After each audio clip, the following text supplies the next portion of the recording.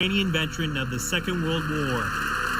He fought the Ukrainian independence against the Russians and continues to support the troops today, even at his age of 98.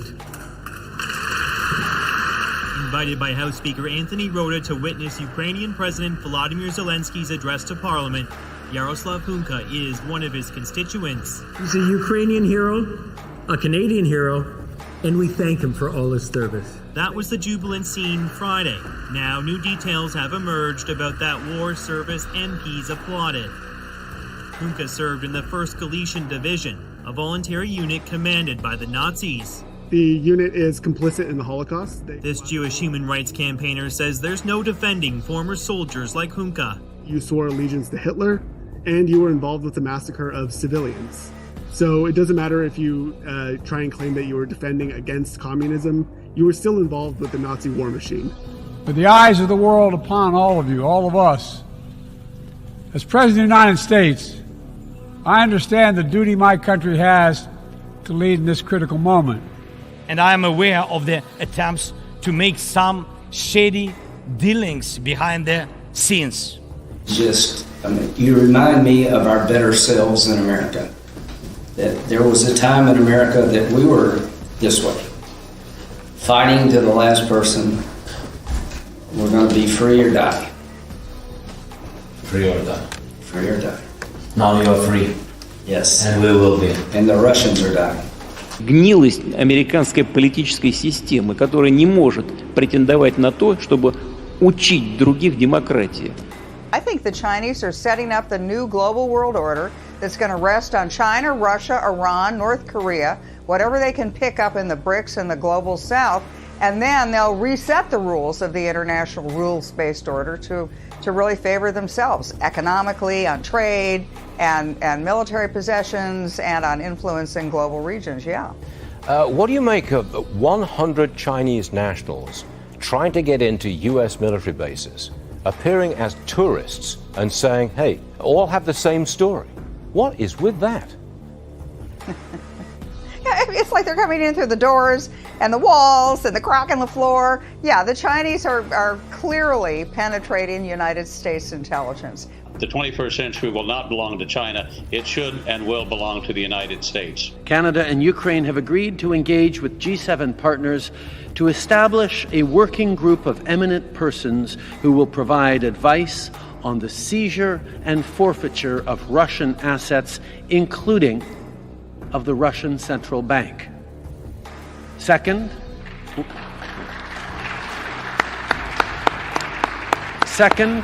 we're adding another 63 Russian individuals and entities to our sanctions list, including those complicit in the kidnapping of children and the spreading of disinformation.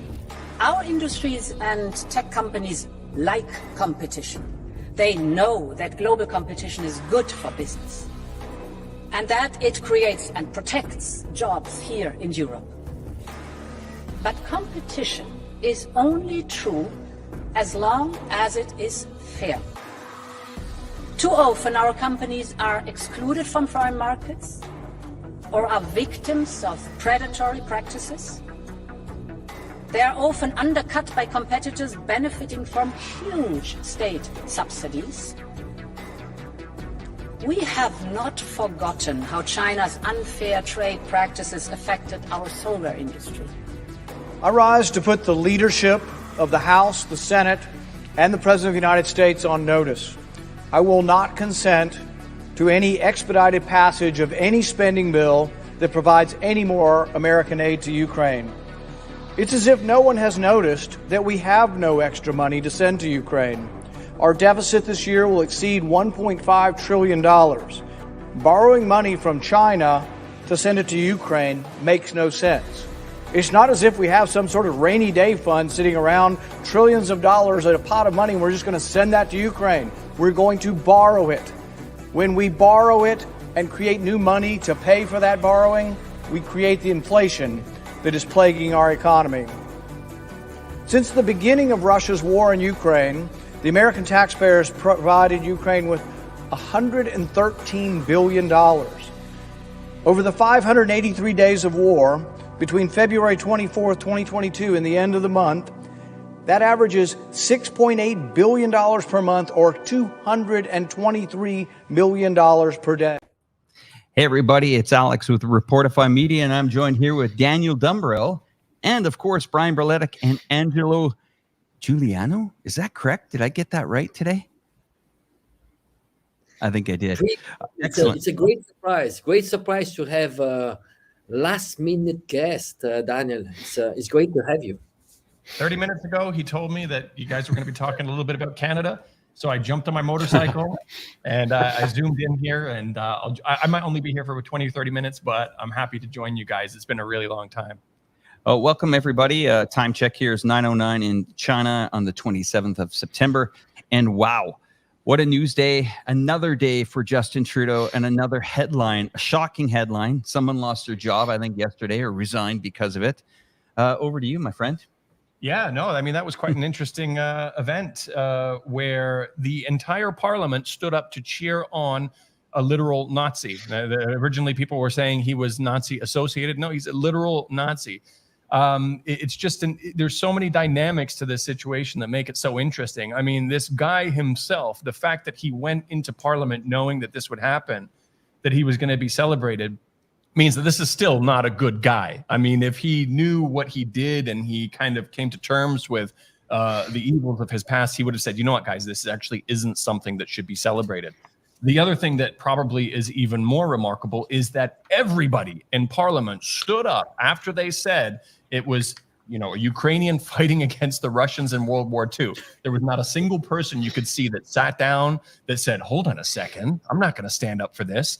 And it just shows how intellectually and historically deficient Canadian Parliament is. And it plays into a lot of the other issues that go on in terms of how they counter China and all of these other kinds of geopolitical issues. I mean, it's to no surprise. I mean, I've been talking about the Baltic states for a while. They have a lot of dark things going on in those states here. And these are three states that just sit on the border of, they're former Soviet countries. And, this also adds to the history of Canada here. We have got a lot of dark clouds in Canada with the recent graves that were found in the churches.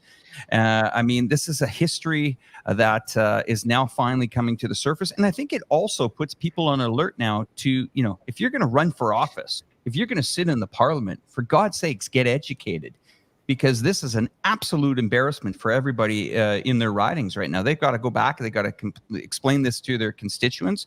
Really didn't know what was going on, And once again, I mean, every November we have a Remembrance Day. I mean, you are reminded every year about World War II and World War I in Canada.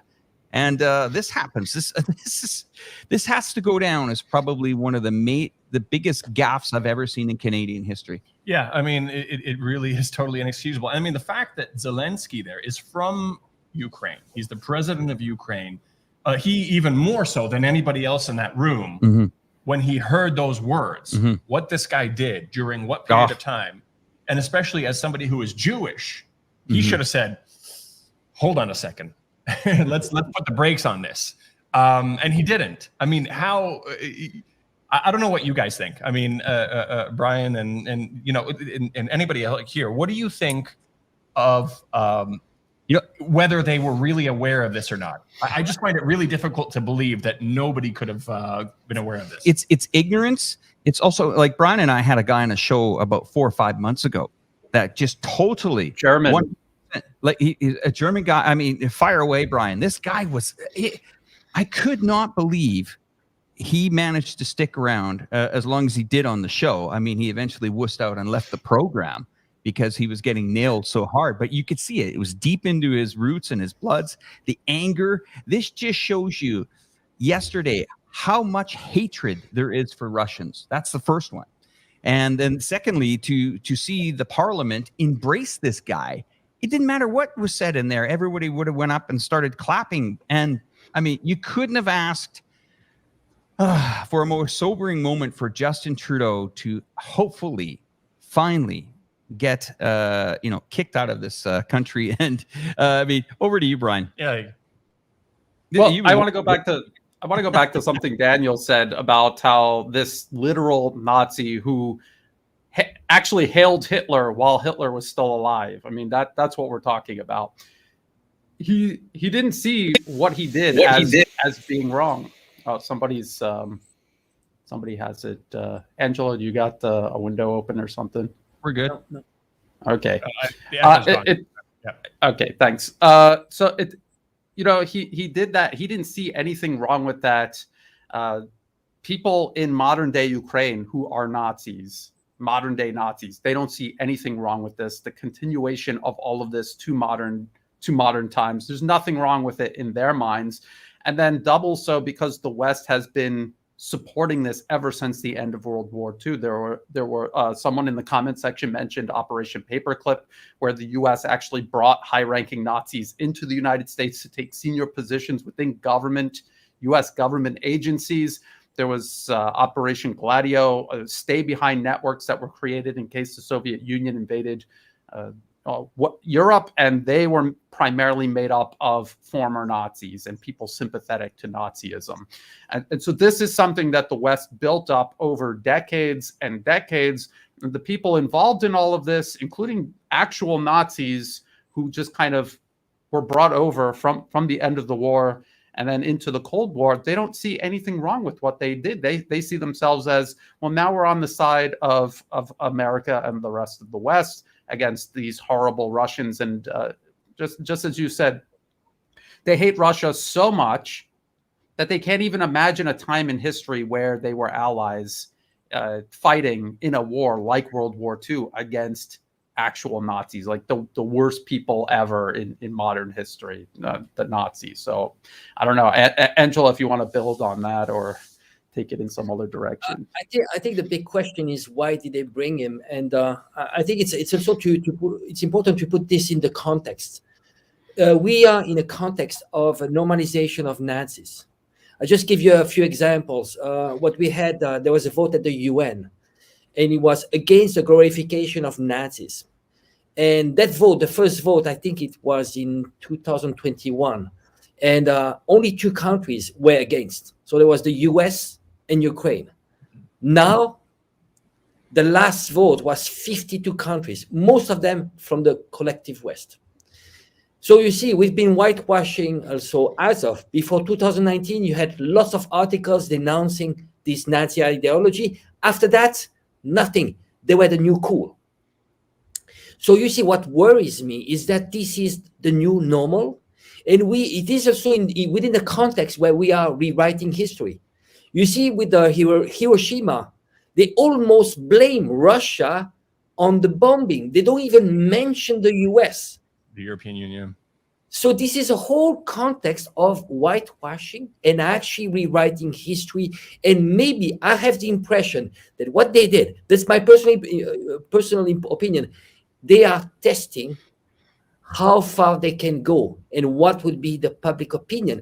But again, I think this is the new normal. It is becoming the new normal because Ukraine won't change. If war ends up, there will be this Nazi problem will still exist, and somehow you need to do something about it. Yeah, it's this whole situation that unfolded actually allows you to comprehend why some people cannot even get to the point of a discussion where you can say, all right, what is the West's role in provoking this conflict? They don't even want to go there. It's like it's a complete blank space that they cannot comprehend. And it is driven by a hatred and propaganda against Russia. It's driven by such hatred towards Russia. And if the hatred towards Russia is so extreme that they could invite, by mistake, potentially, maybe not by mistake, but invite a Nazi into parliament to celebrate him, if that's how deep their hatred goes, you start to understand why it's helpless to even try to start explaining to them the nuances behind this conflict. They're just too far gone. Now, on the bright side, though, I mean, this situation could be a moment of awakening for a lot of people who say, whoa, hold on a second. All right, because if people really thought that Russia was interfering as much as they say, if Russia could design a psyop to kind of, affect the entire world's perspective on this thing. The perfect thing for them to do would be to infiltrate Canadian Parliament, to allow them to accidentally invite a Ukrainian Nazi in to celebrate him and get him in there. But the thing is, Russia didn't do this. This is all on their own, despite Justin Trudeau in his responses trying to say, oh, we still have to be aware about Russian propaganda. No, don't even mention Russia. This is on you. But if they were to organize a PSYOP, they couldn't have even imagined anything as good as this, anything as good as what Canada did to themselves.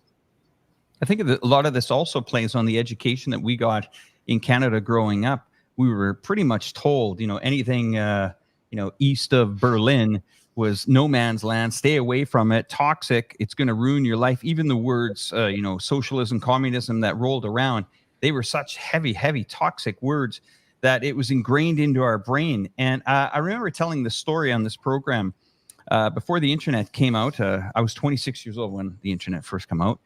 And I always had a lot of questions, what happened, what was going on in World War II. I wanted to research. I lost my grandfather in World War II. Say that, even though I wasn't born yet and he'd already died. But anyway, just remembering it from Remembrance Day. And I remember going to the libraries in Canada and saying, I'd like some books.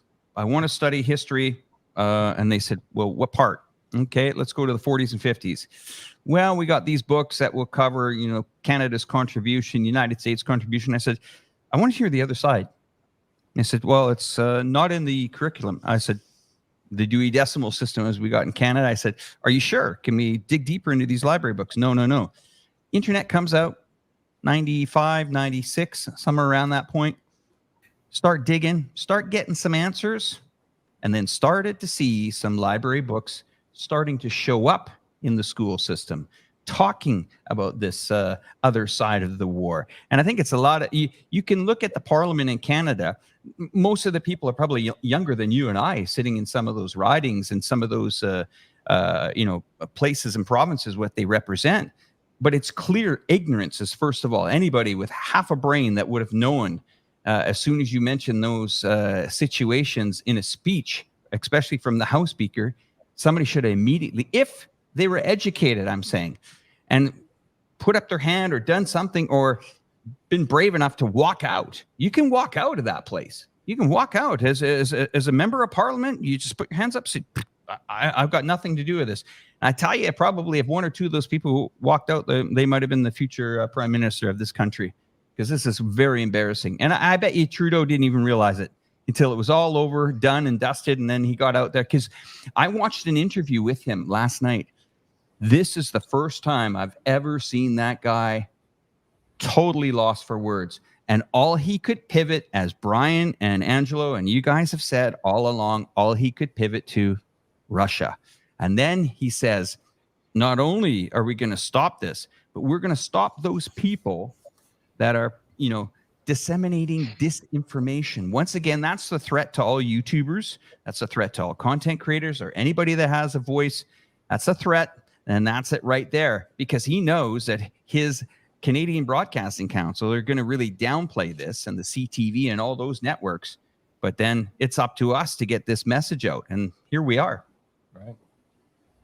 Well, I just wanted to say, whether they knew or they didn't know, that it's equally as bad. If they didn't know that this guy was a Nazi and they invited him in, that is just as bad, because if they don't understand, I'm introducing a guy who fought the Russians in World War II, and I don't understand that could only mean that he was a Nazi.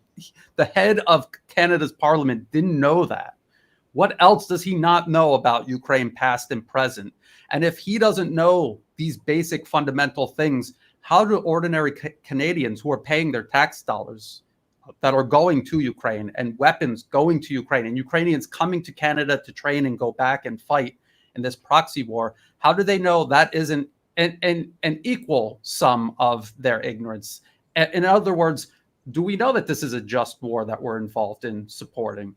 And the answer should be no, we don't know that, if this is how ignorant the head of Parliament is. And if he did do it deliberately, that's even worse. So I think no matter which way you cut it, It's extremely bad. I think Canadians need, and obviously Americans and Europeans, they need to all take a second look at everything they think they know about Ukraine. And for Justin Trudeau to say, oh, this is, don't forget about Russian propaganda. Russia is saying Ukraine has a Nazi problem. They obviously have a Nazi problem. If everywhere you point a camera, every Ukrainian that you try to honor and have stand up in parliament is a Nazi, then I think they have a Nazi problem. I don't think it's Russian propaganda. And this entire panel knows Patrick Lancaster. He was one of the guys that was, in the Donbass area. He went into the basement and he found a body in the basement. I don't know if you guys know this story, but he filmed the whole video, put it on YouTube. They quickly either deleted it or got part of that segment taken out. And he was screaming to the heavens saying it. And, another thing is about yesterday's gaffe is what, when you wake up in the morning and there's 5 missed calls from your mom and she's watching it live saying, son, look out. This is going to be a big news day. Well, here it is. And she was just beside when she was watching this program and watching the House of Commons, because they stream it live and stuff like that. And when it went on, first she was saying, listen to all these people clapping. And then when they named the guy, she was just in utter shock. And I'm just wondering if this is going to be a lesson for Canadians in history. Is this going to change the narrative of, Justin Trudeau's policy here to try to educate Canadians that, hey, we got to stand with Ukraine. We got to get behind them. I bet you there's not one Canadian that has, a Ukraine flag waving out their house, know or even understand how complex the situation is. And this is going to be, it's on every news channel, international. This is going to be what we call dinner table politics. This is coming to a dinner table in Canada. And I think this just might start to raise some eyebrows in Canada saying, wait a minute, what? We were told this country is clean. What did they do? And we didn't have that education, guys, in school. I'm telling you right now, they did not educate us in especially elementary and high school in Canada, this kind of things. They didn't. And they still don't. So we're left up to the propaganda engines, the collective West, to tell us the stories. Well, I think sorry, Brian, do you want to go first? Or? No, I just wanted to ask you both a question as Canadians. Do you know people in Canada that are starting to fall into this trap? And they did the same thing with the proxy war in Syria. They were trying to rehabilitate ISIS and Al-Qaeda as if they were the good guys again. And now we see them doing the exact same thing with the Nazis. They've been very careful about it, but there's been this, as Alex pointed out, there's this drawn out whitewashing taking place. Do you know Canadians who are like, well, maybe they have a questionable past, but now they're doing the right thing and we should support them because Russia is even worse? I mean, are there people actually, do you think that'll work? Do you think this rehabilitation I don't know. for Nazis? That seems like a little bit of a stretch, but I wouldn't be surprised if they try to massage people into that. I think the thing that they're going to do to try to mitigate the right questions from being asked from this event, like, why were there Nazis living their lives freely in Canada to begin with? And how is our government so inept that something like this could even happen in the first place? What I think is going to happen, and you can already see the beginnings of this, is that it's going to be, and this is the beauty, if you want to say that, of the Western systems, is it's just going to become a blame game where the conservatives are going to say the liberals are responsible for this. And it's just going to be a back and forth. And, maybe Justin Trudeau's government will be voted out because of this. And people will say, well, that's the beauty of our system. They were responsible for this. So we voted them out and we voted a new government in, forgetting that everybody from that new government also stood up and cheered for that exact same guy. Maybe they'll go after this guy and say, because I think Poland has now put forward, some MPs have put forward a proposition to extradite this guy. They better get ready to extradite a few thousand. Yeah, this ain't one guy. But here's the thing: this is the case that is in everybody's face. So if they just do something where people say, "All right, that was a bad situation, but we took care of it," we voted in a new government. Even though they're really not different in any meaningful way. Yeah. And that guy was taken care of. Case closed. When it could have been something that said, hold on a second, maybe there is something we need to be asking about this entire situation, about what's going on in Ukraine. Hold on a second. How is it so likely that every time a camera is turned on the battlefields in Ukraine, they all have Nazi symbols on their uniforms. I think there are very sophisticated PSYOP departments that will try to figure out how to get people distracted on more inconsequential kind of small issues, so that they don't get to those important questions. I think that's more likely than trying to completely whitewash Nazis. But honestly, that wouldn't surprise me if that did happen. But just I'd like to jump in. I think it's really important just to go back to history. Remember, this is not the first time that the West, Europe and the US is favorable to the Nazis.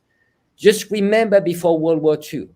Before World War II, you had in Madison Square 30,000 pro-Nazis that would have events there.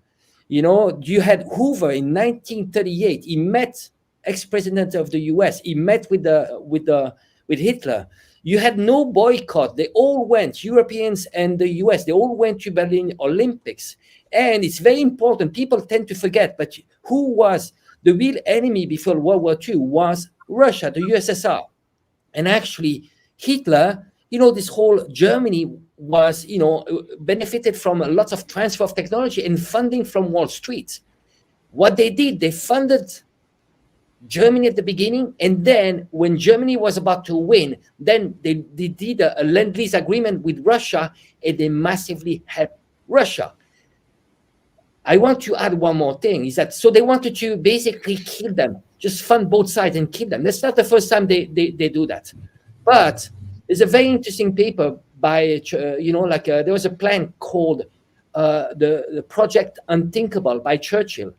In May 1945, he had a plan that once actually Russia, the USSR, had almost won, they would against Germany, they would attack, give a final blow to the USSR.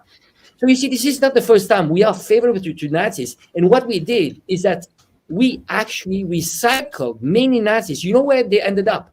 There was Paperclip.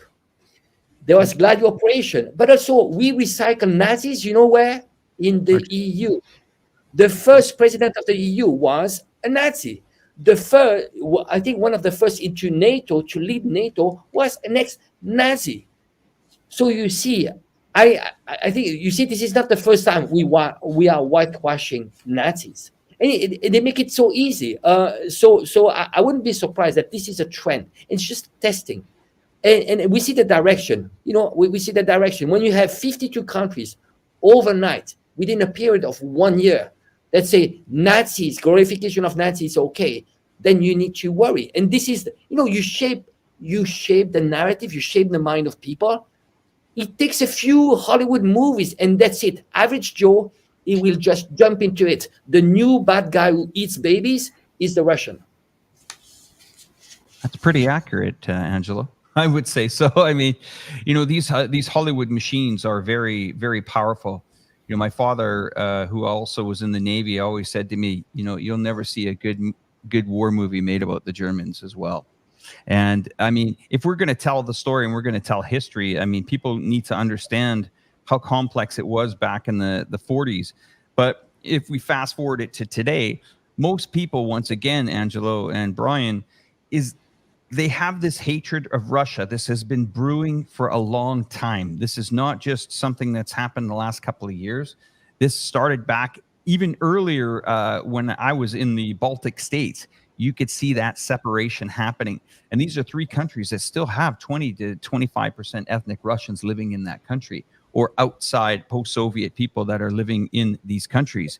I mean, I've spoken about this already on this program a couple of times about the alien passport in Estonia. 10% of Estonia's population are stateless.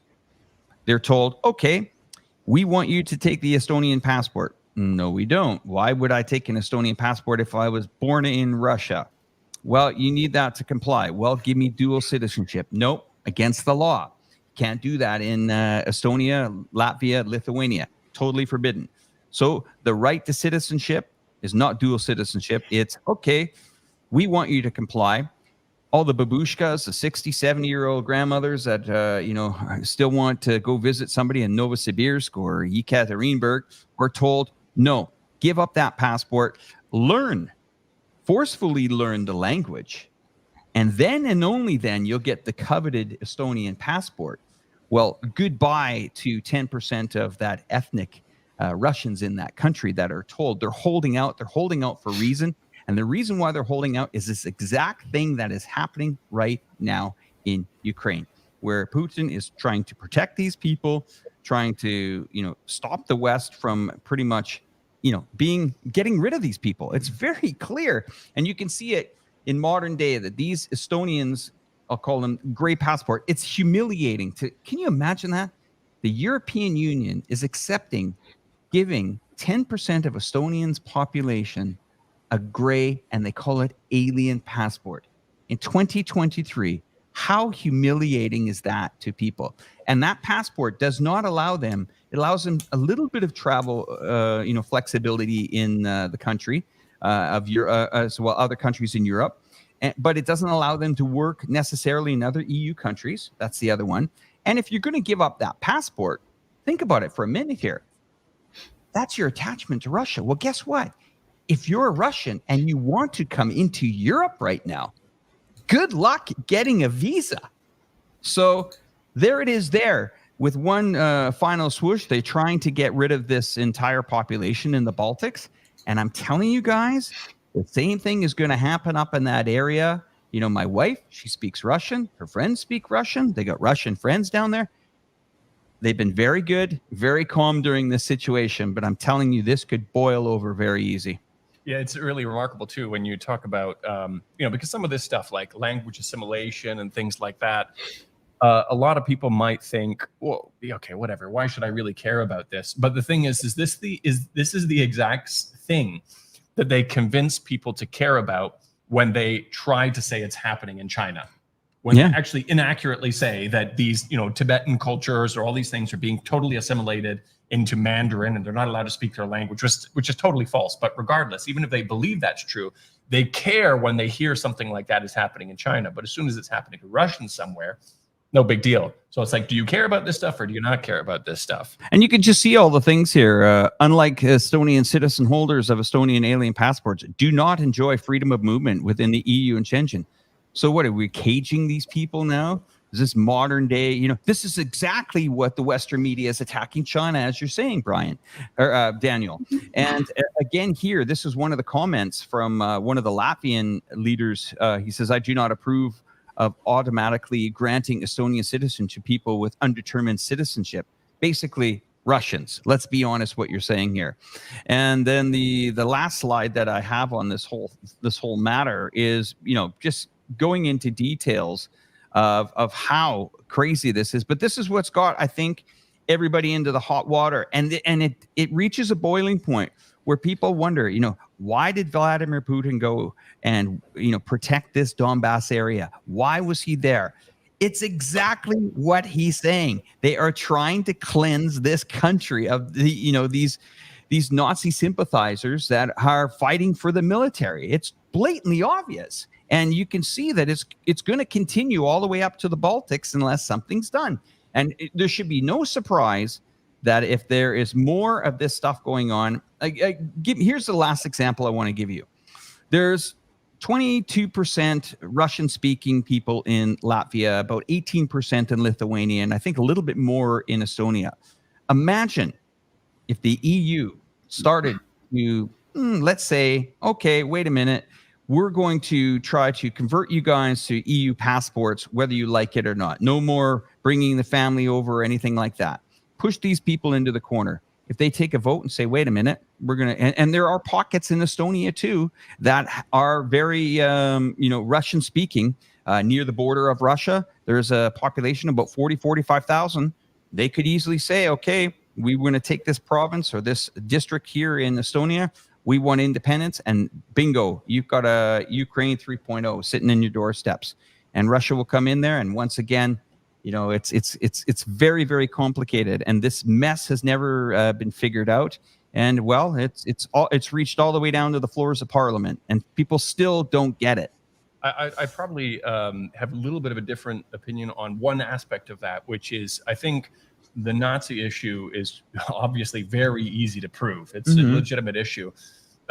Personally, I think, and I don't necessarily have specific evidence for this, but my feeling is that I don't think the real reason Russia's going in is to fix a far-right Nazi issue in these countries. I think it very obviously, when NATO was approaching, and NATO has already admitted to being in Ukraine long before this started, and you have this organization that claims to be defensive but has already proven it is not a defensive organization. They completely destroyed Libya, and it was not for defensive purposes. And you have this organization that is headed by a warmongering power that is known to destroy countries, to overthrow governments, to assassinate their leaders, approaching your borders. And you're continually saying, stop approaching our borders. And even Biden himself, a couple of decades ago, said, if we do this, it's going to provoke a reaction. I think for me, that seems like the obvious core reason. I think if they talk about Nazis and they talk about this issue, it is actually legitimate, and it is perhaps something that is easier to empathize with. So, everybody does propaganda. I think from a propaganda point of view, they can say, guys, there's Nazis that need to be taken care of here. And for some people, they might say, that's something I can empathize with. But it gets a little bit too deep and a little bit too complex if you say, listen, NATO is not really a defensive organization. Here's all the things they can do. This is what it means for us if they approach our borders. That's my own. That's an interesting perspective, Brian. Or I keep calling you Brian. It's Daniel. I'm not used to this guy being here. Okay, but you're looking at the clock from 2022. I'm looking at the clock on 2013, 2014, when the shelling of Ukrainian citizens living in the Ukraine by the Ukraine army were blowing these people up, blowing a $500 million airport out of Donetsk, shutting off the electricity, shutting off the water, shutting off the pensions, shutting off the banking system, shutting off Western Union, pretty much collapsing that type of, and that side of the country. There was no talk of NATO back in 2014. Briefly, there was. But something and some organizations decided to shell these people and mercilessly shell them. And then Russia finally says, okay, guys, you know what? We're going to arm this. Maybe we're going to come in. We're going to offer a little bit of support. Brian knows this story a hell of a lot more than I do in detail. But from watching Patrick Lancaster spend 10 years in that country and getting him in the Donbass area, thank God we have him in there, videotaping, I would say, once again, some serious indexing of videos for tribunals to watch in the future. Something was going on there from the 2013, 2014. That movement that was starting in Kiev with those militaries, that, to my understanding, Daniel, I agree with you that there's much more to this than the NAZIs. And yes, I agree with you that there is a NATO element, but something in 2014 managed to rally the troops of their own country to shell their own country, and that's still going on today. Brian. Let me ask Brian then, because I know you cover this a lot. What is your perspective on the idea that they perhaps might be boosting that element of it, which, yes, there were human rights abuses, there were atrocities that in Ukraine that were being committed. Yes, there was a Nazi problem, but perhaps that they are boosting that more than it actually matters compared to the NATO element.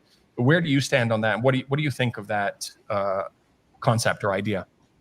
I think I do agree with you, Daniel. I think, and Alex is making good points also.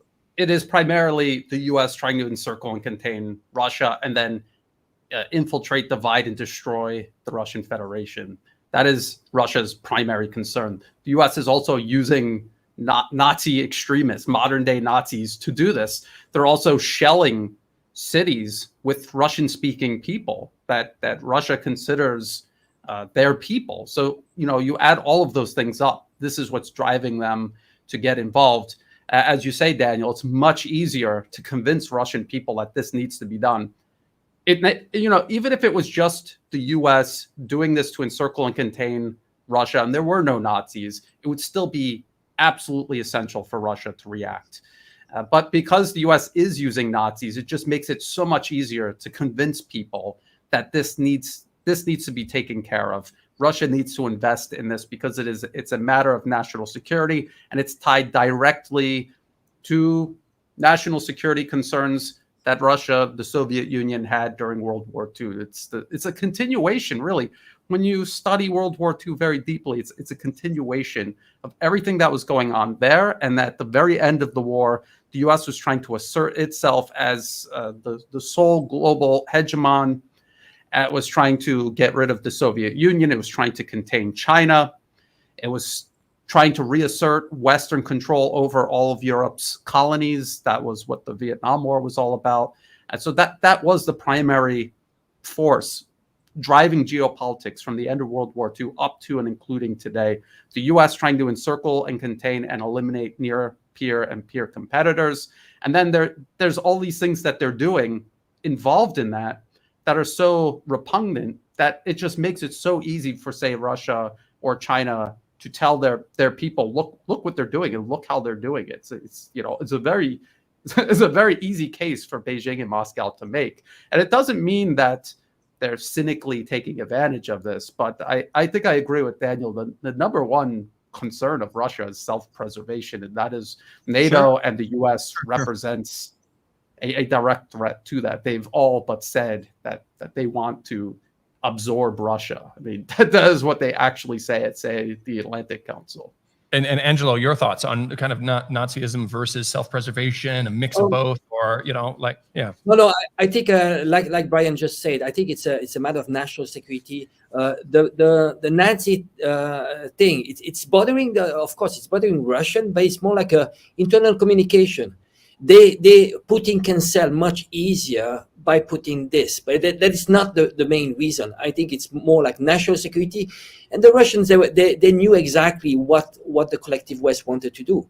I mean, basically, it was regime change. This 2019 Rand Corporation paper that says clearly what they want to do about Russia, and it's interesting, the more we go ahead, with this special military operation, we see those behavior. Whitewashing Nazis and so on. You see, there's so many similarities. It's a continuation of World War II. Hitler went into the USSR. One of the main reasons was because to wage war, Hitler had no access to oil. He needed oil, and he had to get oil from the USSR. Now, and he called that Lebensraum, because they wanted to expand. It's no different. Now they're actually open about this. They see Russia as being the country with the largest natural resources, $75 trillion.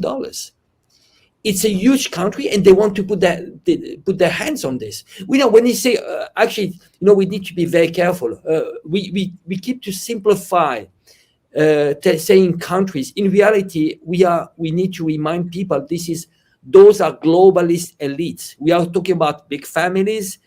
Multinational corporation, they are actually the one doing the game, but they are hiding behind countries, because ultimately what they want to do, this globalist project, is about destruction of nation state and make a whole world compact, and you have above those globalist elites, make a huge market, slave labor, control. That's the plan. But it's really important just to go back and forth. Keep reminding people that this globalist agenda is not about countries.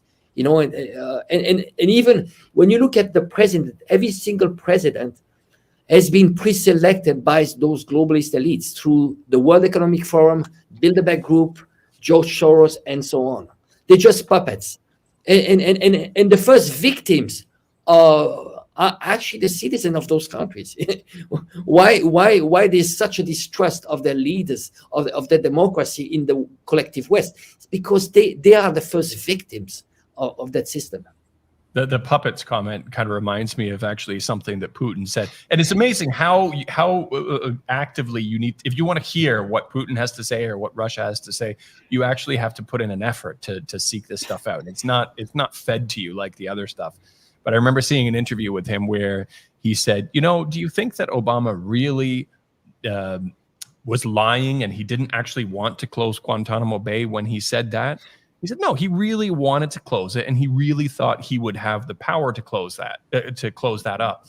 But the problem is when he actually became president, some people in suits come in and sit him down and say, well, no, this is how it's going to be.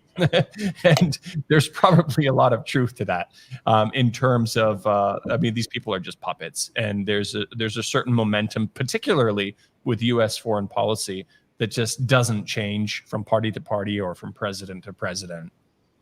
Yeah, and I just want to point out another thing. As the U.S. was overthrowing the elected government of Ukraine, for all of its faults, it was overthrown by a U.S.-sponsored coup using Nazi militant groups and their associated political parties. They were also doing the same thing in all of the other countries along Russia's periphery, and they do the exact same thing to China all along its periphery. I mean, that's the primary thing that I began focusing on, was U.S. interference in, say, places like Southeast Asia. Remember Georgia in 2003, the U.S. overthrew the government there. They poured in weapons and NATO training in Georgia. And then by 2008, Georgian forces attacked Russian forces. That was the conclusion of an EU investigation. They said Georgia initiated those hostilities. And then the U.S. did the exact same thing from 2014 onward in Ukraine. And that wasn't the first time the U.S. interfered in Ukraine. There was an attempted coup in a very similar manner conducted in 2004. And all of this is in the New York Times and other Western mainstream media publications. They admit that the U.S. government was behind all of these movements. So it is a very concerted effort all along Russia's periphery. It's not just in Ukraine. And they do the exact same thing in all of these countries. And yes, they have, since the end of World War II, cultivated these extremist groups, and they use them just like in the Middle East as a different brand of extremism. All along China's periphery, they find different extremist groups in each country. They're completely different in their supposed ideologies, but they're all being sponsored by the U.S. And the effort is to turn it into an anti-China movement to contain China. So it's important for people to zoom out and see the very big picture. It definitely is not just Ukraine. It is the main conflict at the moment, but it's part of a much wider effort, and it includes Russia and China. Yeah, I mean, and it's like, what do you do when this organization, when NATO and the country that it's essentially headed by has a history of overthrowing governments around the world and destroying countries, like I said before, and now it's happening right across your border. I mean, what else can you do at that point? If Russia and China got together and started building, missile silos in Mexico, there absolutely would be a reaction. And here's the thing, too, that people can't get also. When you say, I understand why the U.S. reacted to that, it doesn't necessarily mean you support that reaction. So there's a lot of people who are nuanced, who are in the middle, who says, you know what? I understand why this is happening. I understand why Russia did this. And they're like, oh, you're a Putin apologist, you're this. No, that's not necessarily true. It's, you understand that there's a context to it, because you know damn well that this would absolutely happen if it happened in Mexico, because the U.S. is going not only in bordering regions to overthrow governments or to intervene when it feels its security interests are affected. They're doing it in Africa. They're doing it in Asia. They're doing it in South America. They're doing it way away from their border. So what do you think is going to happen when it happens right on their border? I mean, we have the Cuba example to have a little bit of a preview of what happens. They're still suffering under sanctions today for how many years? It's just so obvious. But there's no room for anybody to exist in the middle, which I think forces people to these polar opposite sides also. It's either you're with Russia or you're with the West. There's no space for anybody to exist in the middle that says, I understand the context for this. Well, no, automatically that makes you an apologist for Putin. That's a very good point. I remember when China was making deals with the Solomon Islands, thousands and thousands of miles from U.S. shores, and the U.S. government was still flipping out over that and saying, no, you can't do that. And why can't they do that? It's nowhere near the United States. But they're just upset about the idea of anyone doing anything even superficially similar to what they're doing. What China was doing in the Solomon Islands was actually a reaction to U.S. interference in the Solomon Islands that included sponsoring armed violence and mobs that were trying to burn sections of the Capitol down. So the Solomon Islands made a security deal with China because their security deal with Australia was basically the fox minding the hen house. You know, and in the discourse in Australia, they were even talking about saying that they should coup Solomon Islands. They should go in, or that the Solomon Islands doesn't know what's best for them. And this is coming from a country that has gone in and brutally oppressed people in East Timor and Timor-Leste and all these places. And they have the nerve to say, no, they don't have the right to do this. And I think we should go in and overthrow their government. This is the discourse that was happening around that. And this is somewhere that's, like you said, way off of their borders. And yet these same people who think that something like that, something as ridiculous as that is reasonable, can't even begin to imagine Russia's security concerns when NATO is coming into Ukraine. You know, I'm going to go back to the point here, guys. I think it's a little bit more than NATO here. You got to understand that, you know, when you need men to fight on the front lines in this war, especially Ukraine, they have to believe that they belong to something. Yeah. Just that flag in Ukraine is not enough. And when you indoctrinate people, and it's quite easy to do, when you have managed to get soldiers from other countries, like the UK, they recently sent down a bunch of you. I mean, it used to be illegal for you to leave the UK and fight a war in let's say, the Middle East. You were stripped of your passport, but they're okay to send these guys down to the Ukraine to fight. And that's where I'm going on this point here.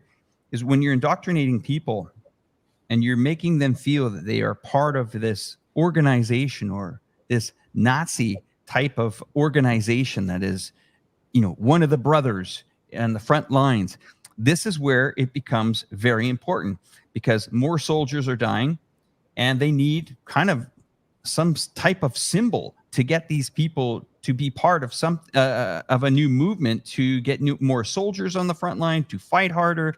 I mean, look, the Russians had Prigozhin, right? And the Wagner group. Now, they were called every nasty name under the book, right? Can we all agree with that? From the Western media, they called them everything.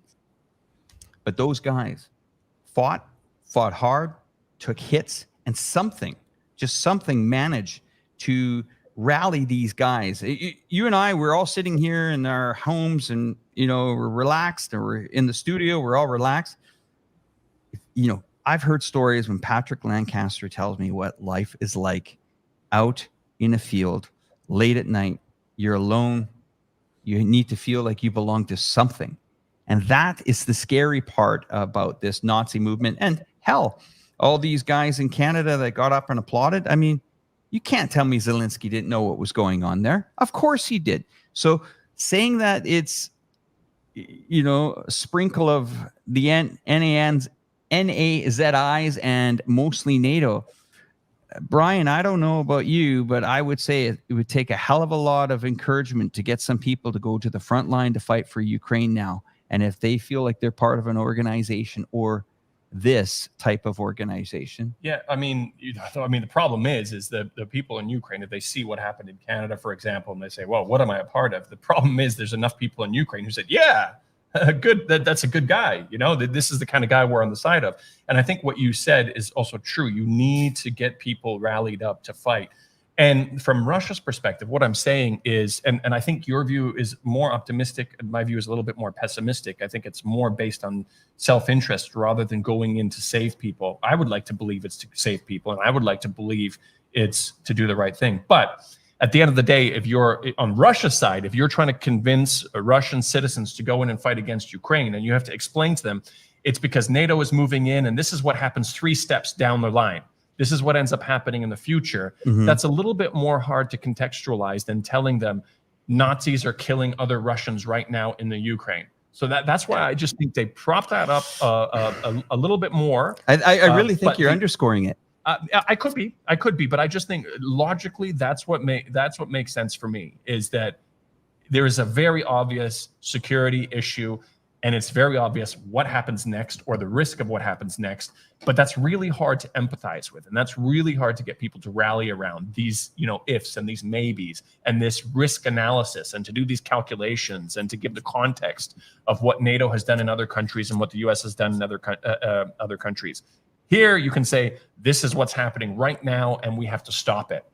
Maybe part of that is what's driving them. But I just think, again, it's being propped up more for what is more important to Russia's core interests. I really like this dialogue because, we're getting somewhere with this topic where the average Canadian Americans, people in the West need to talk about this stuff. In Lithuania, and I bring this up, guys, the reason why I'm bringing Lithuania up is because my wife is Lithuanian. The reason that I'm making a point about this Nazi point here is because of, we're going to welcome Cyrus Jansen onto the show. Thank you for joining the panel, Cyrus. Thank you very much. Good morning to you in the United States. Just unmute your microphone and we'll get your awesome voice on here. Hey, everybody. Thank you. Thank you. Great to see you. Good to see everybody. If you're living in Lithuania, you will find that most apartment blocks have pretty much a circular, or we'll call it a rectangle barrier with a small entrance point. That was made to protect the apartments inside the yards from tanks and Nazis coming in and raiding these homes back in the 40s. And that is a symbol of pretty much any old town. They call them old towns, whether it's in Eastern Europe or Central Europe or whatever. That is a symbol of that's what point in history came to protect these types of people from, even coming into your front door of your home. Is this problem gone? I think it's very deep. It's still going. There's a lot of people living in secrecy. There's thousands of them living in my country, apparently.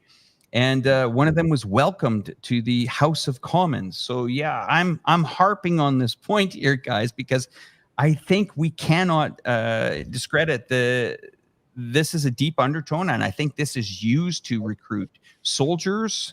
I think it's used to potentially, I can see Putin's angle saying, we've got to get this taken out, but maybe this is unfinished business, guys. Yeah, I mean, there's nothing that will invalidate that as an issue. That absolutely is an issue.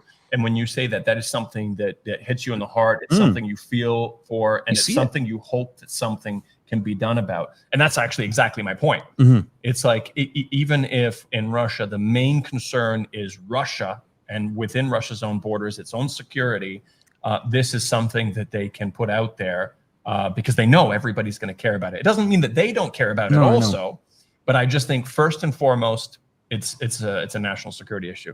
I could be wrong, but I'm thinking that, Cyrus, I'm thinking about this.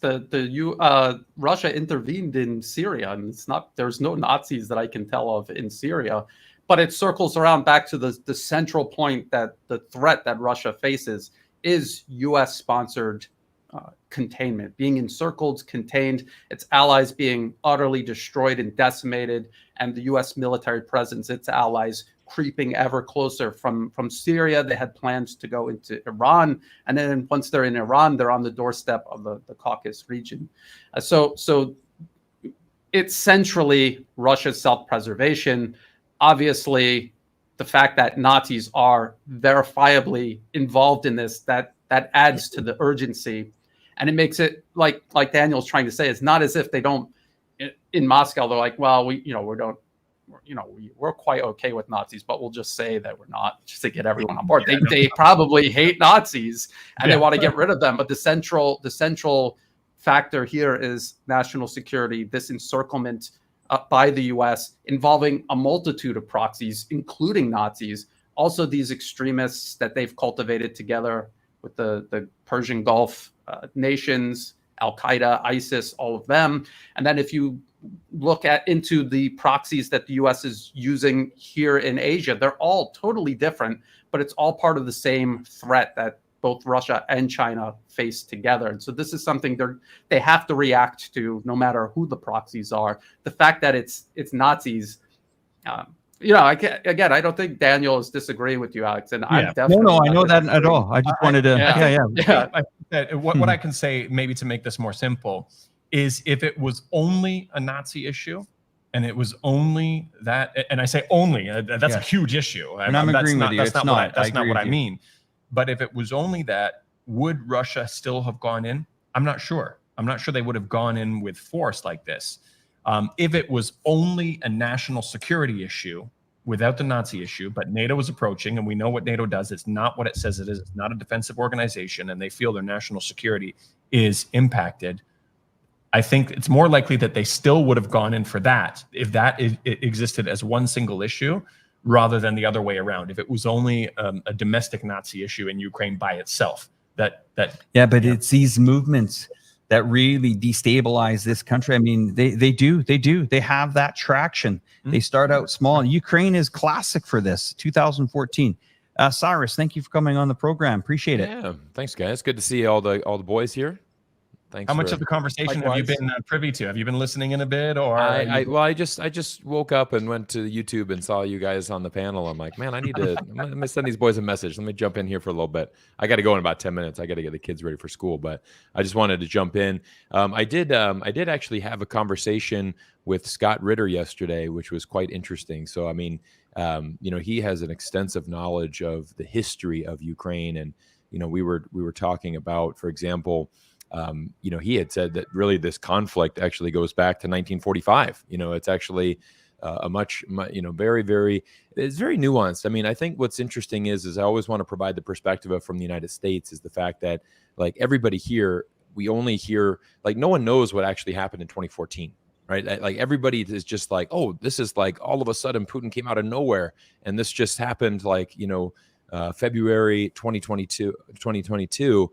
And so this is kind of this new conflict that has started. There's very few people that understand the nuances involved.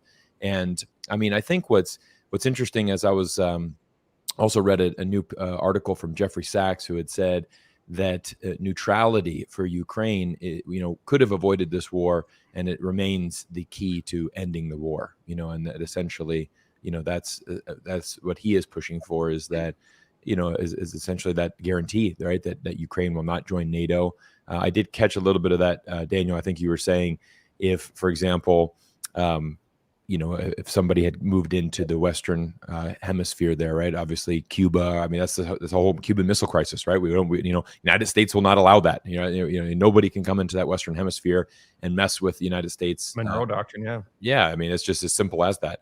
So, we have to. I mean, same thing. I mean, it's just interesting when you hear guys like John Mearsheimer, who made that famous speech back in 2015, and he just predicted exactly what's happening. Right? If we continue to push this, it will end in Ukraine getting wrecked. That is what's going to happen. And so, I mean, I think all of us are, quite understanding of what the Mearsheimers and the Jeffrey Sachs are saying about this. And what I'm also wanted to share was I'm starting to see a lot of change here in the United States as far as support for Ukraine. And I think all of us feel, bad on what's happened. I mean, there's obviously war is never a good thing. I don't think anybody here is, pro-war, like, oh, this is a great thing.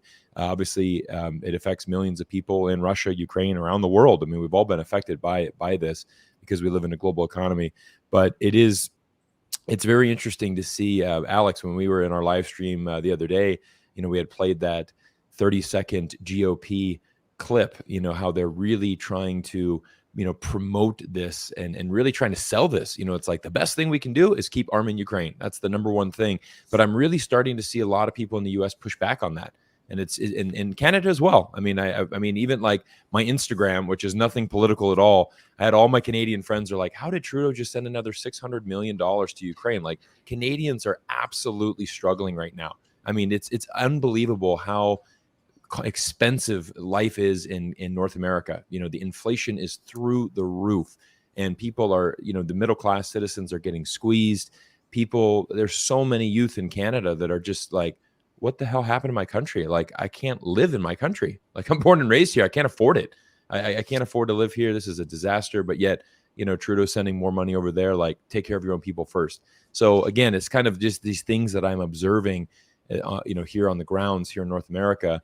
I was in Canada a month ago. Obviously, I'm living in the U.S., so I'm observing and talking to a lot of people here.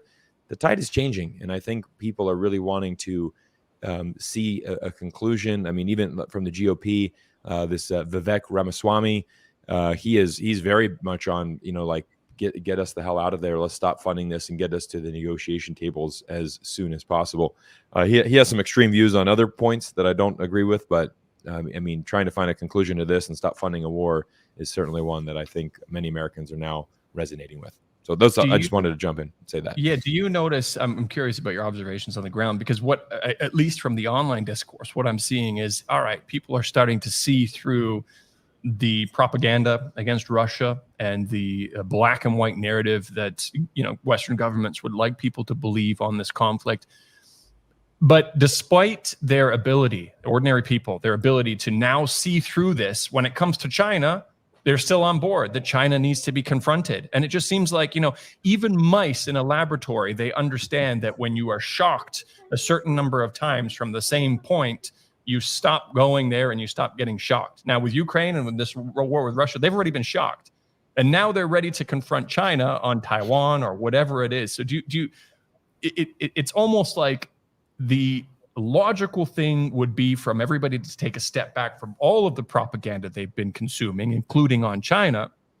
But that it doesn't happen. It seems to be compartmentalized, that people are seeing through the Russia issue, but they're still on board with the anti-China rhetoric. Let me step in, because when Cyrus and I started our live streams back again about 9 months ago, your stance was very different than what it is now on the situation. Well, I think, I'll always say that, I got my little daughter here. She just woke up. Good morning. Hi. Anyways, to be honest, I'll be the first to tell you I'm not an expert on Russia, Ukraine. So I'm always one where that's why I always want to interview people. And, for example, I've had Patrick Lancaster on my channel twice. And, some people are like, why would you have Patrick Lancaster on? He's too pro-Russian. And I'm just like, well, the guy speaks Russian. He's been on the ground since 2014. I think he's a value. I want to hear all sides. I'm very much where I'm in a point where I'm trying to explore and learn as much as possible. And again, I'm very much anti-war. I want to see a conclusion to this. But it's very simple when we look at this kind of double standard we talk about, right? Like the Monroe Doctrine. No one's coming into the Western Hemisphere, but we're just going to ram that NATO right up into Russia's border, and there's going to be consequences to that. It's just as simple as that. It's nothing. I'm pro-Russia. I'm an apologist. It's just that's the world that we live in. There are consequences for actions. As far as Daniel, your question with the anti-China one, I think it's an interesting one, because I feel that is just so propagandized in far as everything. The same guy, Vivek Ramaswamy, he's come out yesterday and it's like, well, China manufactured this in a laboratory. They specifically, unveiled this to, unleash global, chaos. We need to hold them accountable. You have guys like Kyle Bass, who's on mainstream media here. he's a very toxic person. He specifically said that, China's government has manufactured it so that the virus is actually, Asians are not susceptible to it. It's specifically designed to wipe out the Caucasian race. And so, this is what, but he's on MSNBC and CNBC, mainstream, here's the expert Kyle Bass coming in and, it's supposed to be a financial show talking about stocks. And he goes off the rails talking about how, this is actually a specifically designed virus from the communist government. So there's so much propaganda as far as China, but it's, as in North America, we just don't understand anything objective about China. It's just so fascinating. But I do always want to mention, one of the things, I've been back in the US for a year now. One of the positive things is that no matter who I talk to on a daily basis, I tell people all the time, hey, I got a YouTube channel about China. Oh, really? Like, what's that all about? And I said, come watch my videos. And most Americans, when they actually speak to someone face to face, I'm like, yeah, I used to live in China for 10 years. I actually speak Chinese. There's a lot more nuance that you need to understand about China. Every single person, I've never once met a person that has not come away with like, oh, wow, thanks, Cyrus. Thanks for like educating me on that. Honestly, I have no idea about China. So now I know, and a guy that actually lived there, and it's actually more positive, because the interesting thing is always, if you ask an American, do you trust the U.S. government? Most American, of course not. Do you trust in the U.S. media? Of course not. They lie to us all the time. It's like, okay, so what do you think about China? Well, it's the biggest threat in the world. It's like, okay, do you not see the irony here, right? Like, you have no trust in the government, you have no trust in the media, but yet when it talks about China, all of a sudden, there's a red flag there, right? Like, obviously they're not telling you the most objective thing about China, and then it's like, oh yeah, I guess that makes a lot more sense, So those are my comments. You sent me a really good clip. I want you to set up this clip for me. I'm going to play it on the show here. Maybe you just set the audience up. It was a great clip. I played it around the office. People were just chuckling. They said, "Where the hell did you find this?" I said, "Cyrus found it." And they said, "Oh, Jesus. Okay, this is great." So this is a 30-second clip that you sent me. We played on Monday's show with the Duran. Maybe you can set the audience up what this is all about. Well, again, this is a specific ad that is now being aired across televisions in the United States. It's funded by the GOP, and again, the message from the GOP right now is the best thing we can do is force regime change. Right? We want to keep arming Ukraine. We want to take out Putin, because if we take out Putin, it weakens China, and America can be number one. And it's kind of interesting that it's like, okay, we're now funding these ads, and it's no different than like when we started pumping out all this propaganda for the vaccines. Right now we're coming up to the wintertime, and now it's, you got Joe Biden. It's like, don't remember, just remember, guys, I'm going to get my COVID vaccine booster. I'm going to get my flu shot. And, and I always like to tell people, like, hey, fun fact, China never required a vaccine ever. Okay. Never required a vaccine. And I always like to tell that, because it's like, people here, they're like, man, you lived in Canada. That place is like a communist society. You had to get QR codes. You had to get mandatory vaccines. I'm like, yeah, we did. We couldn't go to a restaurant, couldn't get on a bus, couldn't leave the country, couldn't get on a train, a plane, couldn't go anywhere. And they're just like, man, that's like hardcore communism stuff up in Canada. And I said, yeah, fun fact, never required in China, ever. You never had to get a vaccine. But again, it is a kind of an interesting thing when you see this. You got to hand it to the U.S. We say that propaganda is bad in China. China has nothing compared to U.S. We are the masters of propaganda. We have patented. We are just in a total different league. But go ahead and play this clip, because it is a red flag to me. All right, here we go, guys. When America arms Ukraine, we get a lot for a little. Putin is an enemy of America. We've used 5% of our defense budget to arm Ukraine, and with it, they've destroyed 50% of Putin's army. We've done all this by sending weapons from storage, not our troops. The more Ukraine weakens Russia, the more it also weakens Russia's closest ally, China. America needs to stand strong against our enemies. That's why Republicans in Congress must continue to support Ukraine. So honest. It's so honest. It's actually it's scary. It's disturbing, and it's refreshing, because it just. I think they. I want to just. I want Cyrus to. You say want me to play it this. again? No. It's real. It's real. No. I saw it. It's refreshing, because I think they realize that a lot of the BS isn't going to work anymore. A lot of the BS about this is the right thing to do. We have to support freedom and democracy in Ukraine. I think they realize that game is up. I think a lot of people are seeing through it. So now they say, you know what? The last thing we can get at people to empathize with us on is that America grew up saying we're number one. And now we can tell them that this is about keeping us number one without any of our own people dying. Other people are going to die so that we can remain number one. And they're hoping that now that the BS isn't working, all right, let's shed all the BS and let's just say we need to do this in order to stay number one. That's why I say, yeah. Oh no, I gotta head out in 1 minute, so I gotta get the kids ready for school and stuff. But thank you for joining us. No, my pleasure. Thanks for having me, guys. Brian, Angelo, obviously Daniel, Alex. So good to see you guys again. Angelo, I'll jump on your next live stream, buddy. Sorry, I missed the last one. This is very similar. So I'm in Las Vegas. We have Nellis Air Force Base here, very huge military presence here in Vegas. And I've talked to a lot of people in the military here, and I always talk to them about Ukraine. And this is the message that I get. It's just like, hey, this is best case scenario for U.S. Like, we're spending so little on our military budget. We got no we got no boots on the ground. We got no troops. Like, we're not risking any U.S. lives. Like, and we are directly we're gonna get rid of Putin. It's like this is they flat out will tell you this is the best case scenario for the U.S. And I'm just like, and my first question is always, but what about Ukraine? Like, Ukraine's getting wrecked. Like, that country has no chance at ever existing. I mean, even if it stopped today, it's going to take them 40 years to rebuild to anything, normal. And it's just like, like, what can we do? It's the same guy. The same guy in that video said Ukraine will fight to the last man.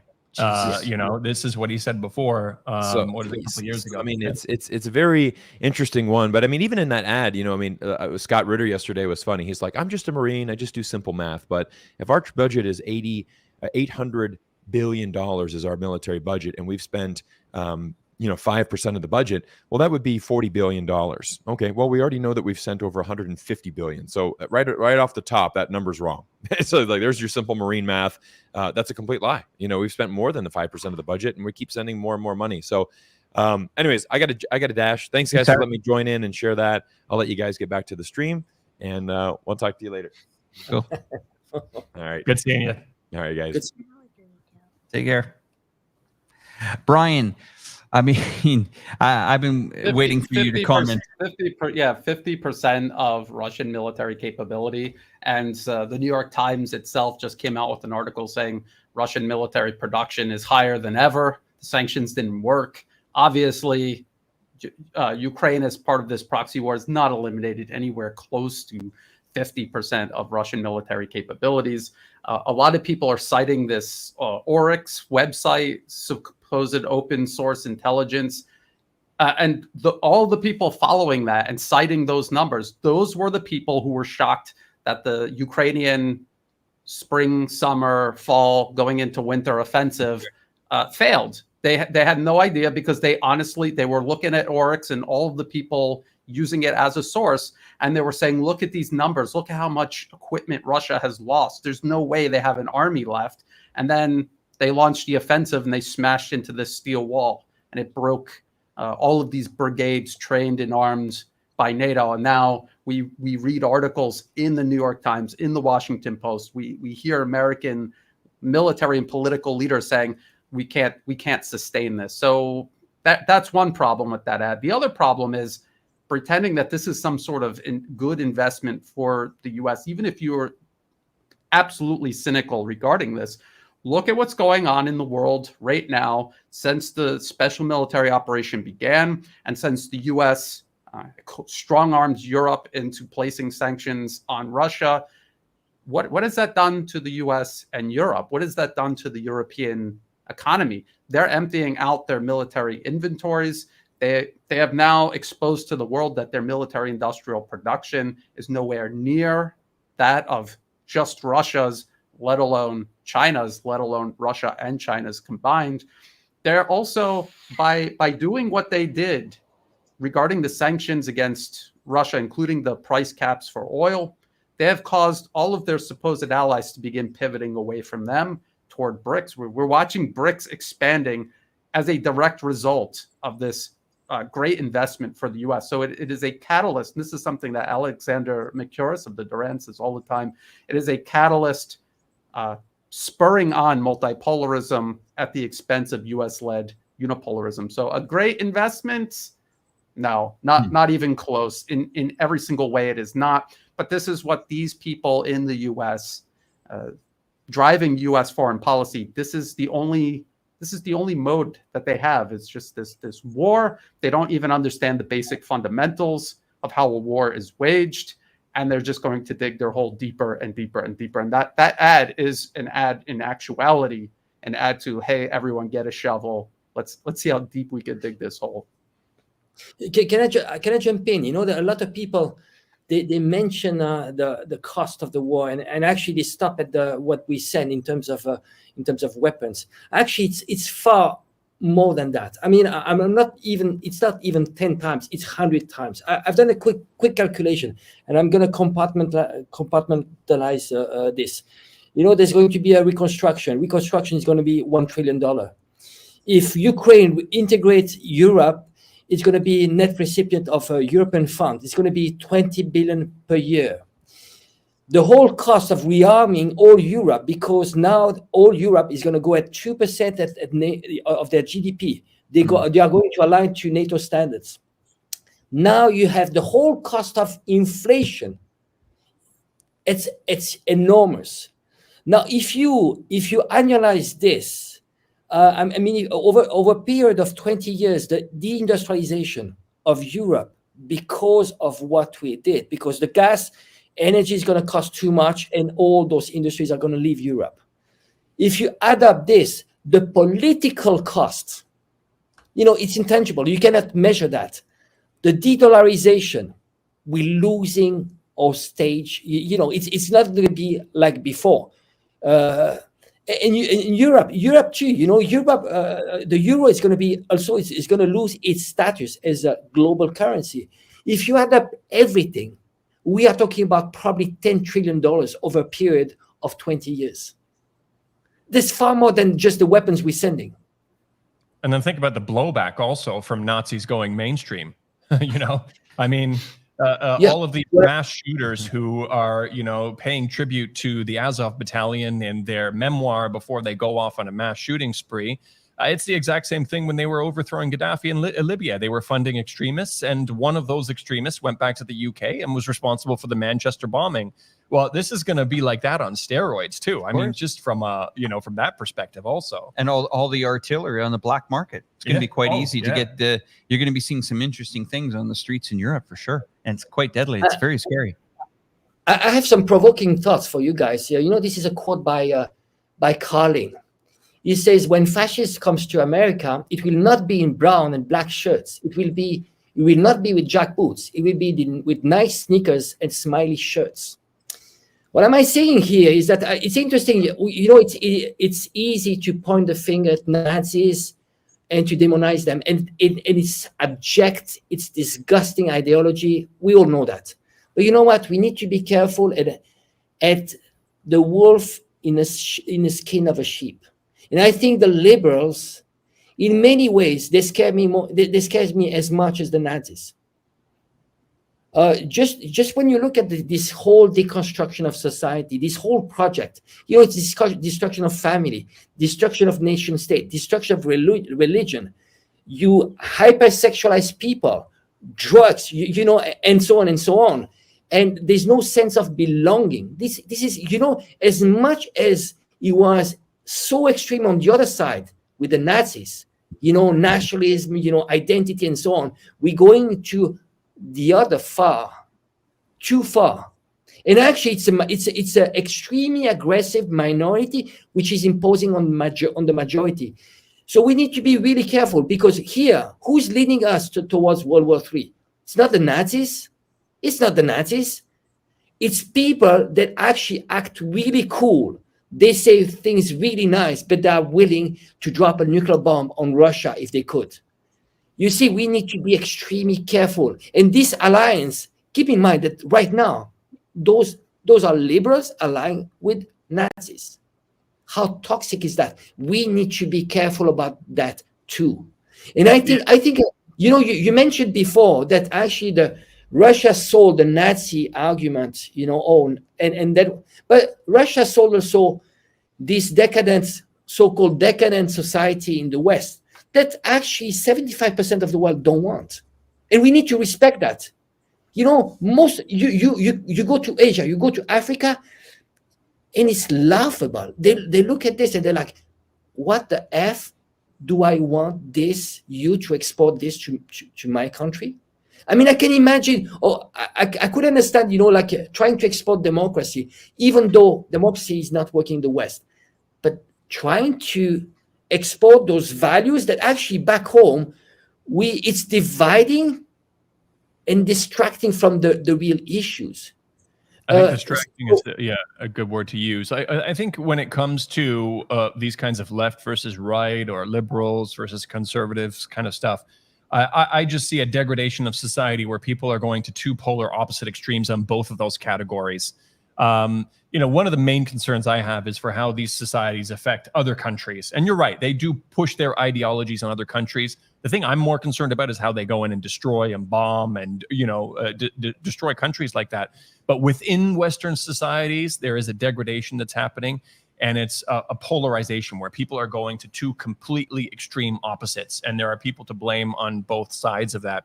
And I think it goes back to the point I said that there's very little room to exist in the middle. Just like on the Russia argument, nobody can say, I understand the context behind Russia going into Ukraine. No, automatically you're going to be pushed into a Putin apologist category. There's no room to exist in the middle. I bet you, before Cyrus left, I really wanted to ask him about, because he talked about with Russia, he wants to bring people on with different perspectives. When he brought on Patrick Lancaster, people were blasting him saying, why would you bring someone on like this? And I can imagine that, some close-minded people doing that. But also, I would imagine people on the opposite end that completely support Russia, if he brings in somebody who's critical of Russia, would say exactly the same thing and say, why would you bring somebody in who's critical of Russia? This guy just doesn't get it, or something like that. So I think it's, just this polarization and a degradation of Western society. And it is a distraction within those Western societies that's just kind of destroying it. And to be fair, I mean, yes, that's true about Western liberals, whatever that even means. But Western conservatives are, just as Daniel said, they're just as bad, but on the opposite end of the spectrum. They claim that they're standing up for all these values, but look at what they're actually doing. They're not making any serious effort at all whatsoever to actually address this or stand up to it. They are knowingly and deliberately doing their part to create these issues as political footballs, to keep people kicking them back and forth. And as you actually said, Angelo, distracted from the main issues. So I think the problem in the West is that you don't have any genuine values on either side of the spectrum. And as Daniel said, everyone is at I would say, a useless extreme on both ends of the spectrum. And the happiest people. Yeah, sorry. Yeah, you finished. No, sorry. Yeah, and the middle ground where people could focus, and Angela and I talk about this all the time, the middle ground where you could actually get together with other people with different ideas and build something constructive.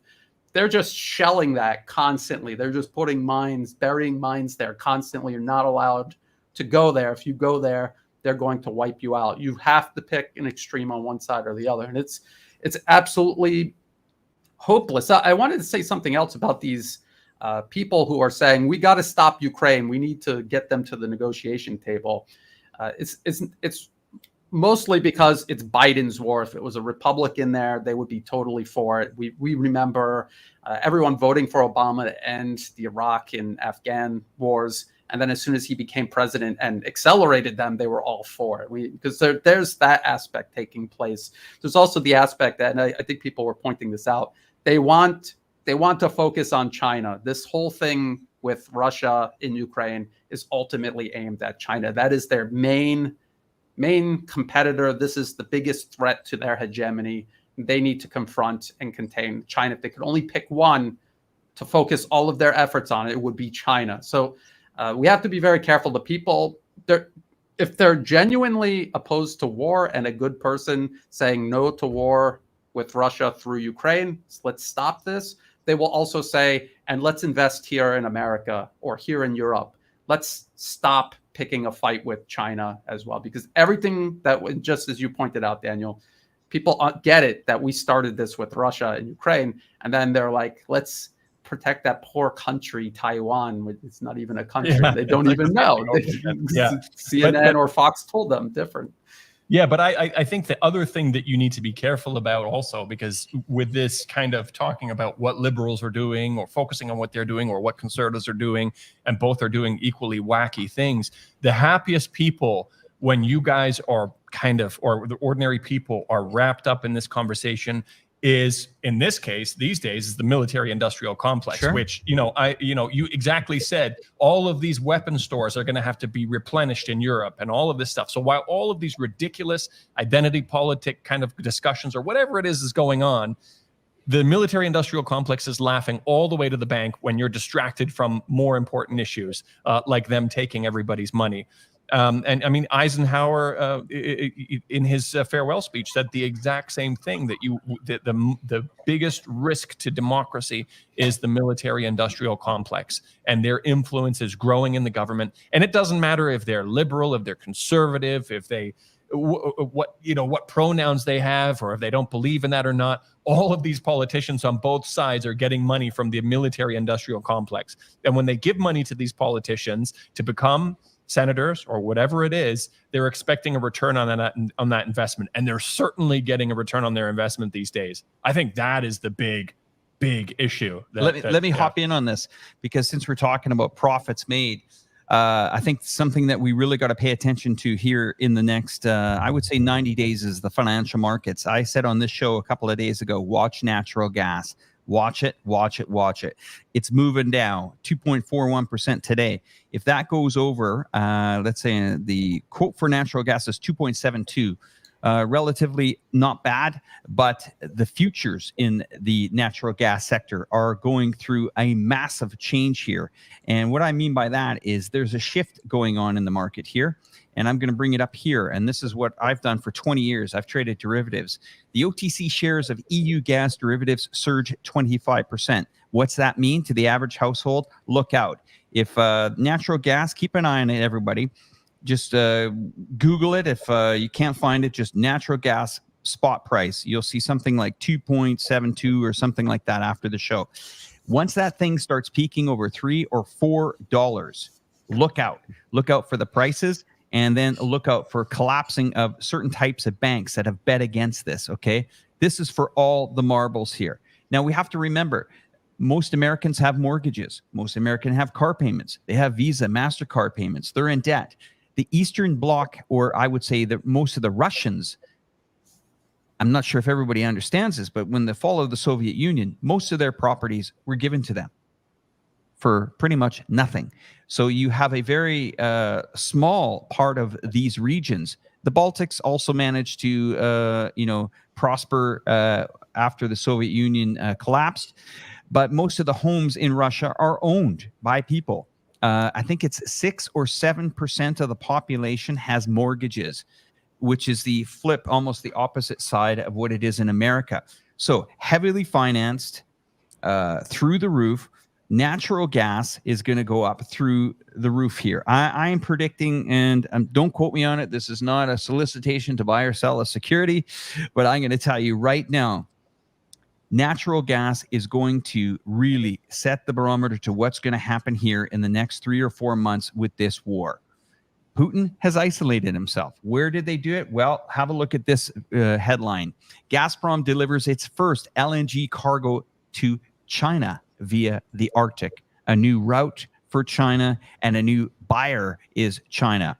Okay, let's have a look at also how the pipelines flow. Well, they're always flowing outwards from Russia. And there's always a saying here, just because the Soviet Union is no longer there, on the surface, things might all look different and pretty in other countries that were post-Soviet. But under the ground, all of those pipes are coming from major oil factories, major national gas, and major refineries from Russia. Sure, they took out the big boy with the big line there a few months ago, but I'm telling you guys, you need to pay attention here on the natural gas market here. If it gets anywhere from $3 to $4, you are seeing a skyrocketing in amount of energy bills going up for people in people's homes. And look, what is Europe's alternative? I mean, Brian and I have spoken about this. Angela and I have spoken about this. What's Europe's alternative?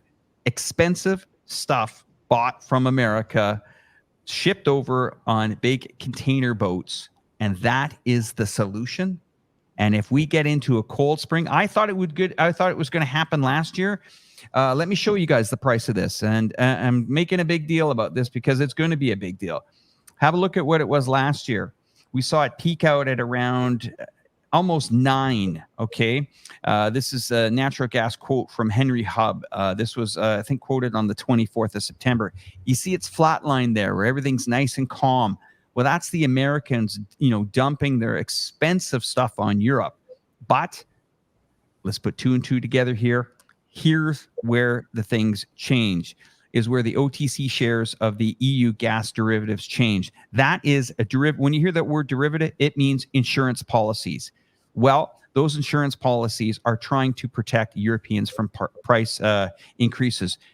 It won't happen. You guys ever remember when oil went to negative? Remember that day? Anybody on that panel remember this? It was a storage cost. It was a storage cost, right? Right. Basically, it got like minus because that was basically the storage cost. It was better just you could not dispose of your oil, and that minus was the storage cost. So now we're seeing the absolute opposite here happen now with the energy sector. Putin knows this. Clearly, they know it. These guys are big derivative traders. There are massive, derivative trading houses in St. Petersburg and in Moscow. Moscow's got that financial, beautiful. I don't know if you guys ever seen all those beautiful buildings in Moscow there, the financial center. Those are big oil boys. These are big guys that are going to be trading in this market. But Putin has actually a PhD in this. What people forget is that Putin is the expert, probably one of the top 100 experts in the world. So he's been planning, he knew what he was getting into, actually. I'm pretty much sure that, when before the special military operation started, they planted everything, all the protections, be self-sufficient, finding ways to bypass SWIFT, and also they did simulation on what would the market be what would be the reaction of the market. I think it's coming. I think people aren't aware of it. They just think that everything is sorted and taken care of. But now we're getting into the colder months. I mean, Brian, did you see much on the advancements here with the Ukraine counteroffensive, or are they out of time?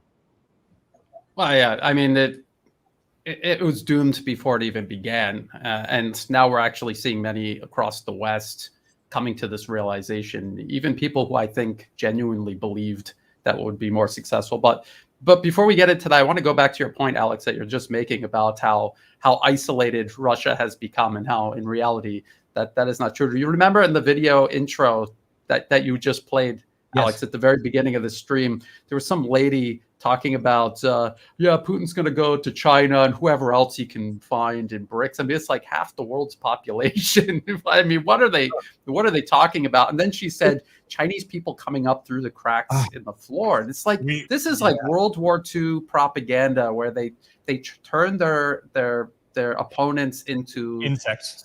Insects, yes, like a cockroach. It was a disgusting comment. Like I looked at Daniel when that comment came on the screen. I was like, they're talking about people like they're cockroaches. Human beings. Human beings. 1.4 billion people. Yeah. Yeah. So I think this is fundamentally, we could get deeper into what's going on the battlefield in Ukraine, but fundamentally, this is an unsustainable mindset that these people in the West have that is driving their foreign policy, because ultimately it's this idea that they are superior and everyone else is subhuman. The Slavs are subhuman, the Asians are subhuman, and it's our right to dictate to them, even in their own territory, which is actually our territory, what they can and cannot do and how they're going to manage their affairs. This mindset is unsustainable. This is how the West did its foreign policy for generations, but the time for that has come and gone. And we are in a new world where this is no longer acceptable. It will not be. People in China are not going to accept this. I mean, you're all in China or you live in China. I don't think Angelo is currently in China, but are the people there going to accept this world order that the U.S. wants to persist, where they decide everything for everyone else, even when China alone has a bigger population than the G7 combined, will have a larger economy than the U.S. and already does by certain metrics. Yeah, I mean, when the what hits the fan, they won't accept it. But what's interesting is, even though you can pick out anomalies and you can pick out extremists in any country, generally speaking, the population doesn't have this, not only not a hate for the other side, but not even an awareness of how much hate is being directed towards China. I remember when some Chinese people found out for the first time how antagonizing Australia was towards China. Like, what? We love Australia. We thought we had a good friendship. Like, they've got no idea what's going on with this stuff. And they aren't, like we said earlier in this thing, you would expect the Chinese people to be the most propagandized people in the world, but they've got nothing on the propaganda that's going overseas and going on overseas. And to have this where it is acceptable to compare Chinese people to insects and to dehumanize your enemy like this, or your perceived enemy, not too long ago, we would understand how wrong that is. Like, as soon as that happened, that person would be canceled or would be whatever. Like, people would just be outraged saying, that is wrong. We are supposed to be the good guys. But as Angelo alluded to before, the propaganda is so good, whether it be through movies or Hollywood or something like that, they could completely turn people around and say, yeah, this is what we need to be thinking. And yes, they are subhuman, they are below us, and still be able to convince themselves that they're the good guys. I mean, this could legitimately happen with how good propaganda is in the West.